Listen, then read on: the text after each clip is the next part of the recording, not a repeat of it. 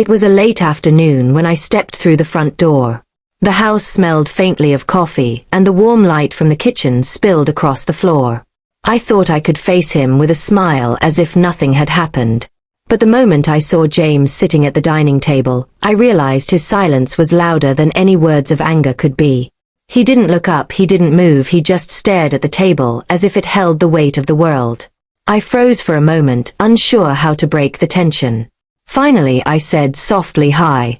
He didn't respond, his eyes remained fixed on a point in the middle distance. My heart sank, realizing the gravity of my mistake. I had hoped time would make things easier, but seeing him like this made me feel small. I pulled out a chair and sat opposite him, unsure if I should speak or wait. He finally looked at me slowly, his face unreadable. I tried to smile again, thinking maybe humor could ease the tension. But instead his expression tightened, as if my smile mocked the pain I caused. I swallowed hard and said, "I'm sorry, I never meant to hurt you." His silence deepened, making my apology feel like a whisper in a storm. I wanted to explain everything to make it right, but I knew words couldn't fix trust once broken. James finally spoke in a quiet, measured tone, "I can't even look at you the way I used to." Those words were calm, yet they carried more weight than shouting or anger ever could. I realized then that anger would have been easier to face than this quiet disappointment. I nodded, tears welling up in my eyes, and said, "I understand." The room was still for long moments, only the sound of the clock ticking filled the space. I remembered every detail of what had led me here and every lie I had told myself to justify it. I wanted to reach out but hesitated, knowing he needed space. He finally said, "I need time and I want you to leave me alone tonight." I agreed silently, rising slowly, and walked to my bedroom, packing a small overnight bag. Each motion felt heavy, my hands trembling as I moved through our shared home. That night I stayed in a hotel nearby, staring at the ceiling, thinking about the years we had shared. I realized that love sometimes isn't enough when trust has been broken. The next morning I returned to the house cautiously.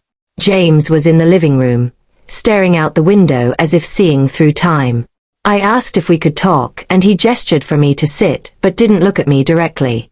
I spoke slowly, trying to be honest without pleading. I told him I regretted every action, every careless word, every moment that led to this silence. He listened quietly, nodding slightly but still distant. We didn't argue or shout, only spoke softly about the pain, the betrayal, and the possibility of healing.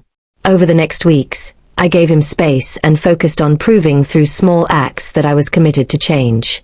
He responded gradually, still reserved but slowly opening up to conversation and shared moments. We spoke about our past, our mistakes, and what we wanted for the future. I learned that healing is not fast. It is deliberate, patient, and requires both courage and humility. Months later, James smiled at me genuinely for the first time in weeks.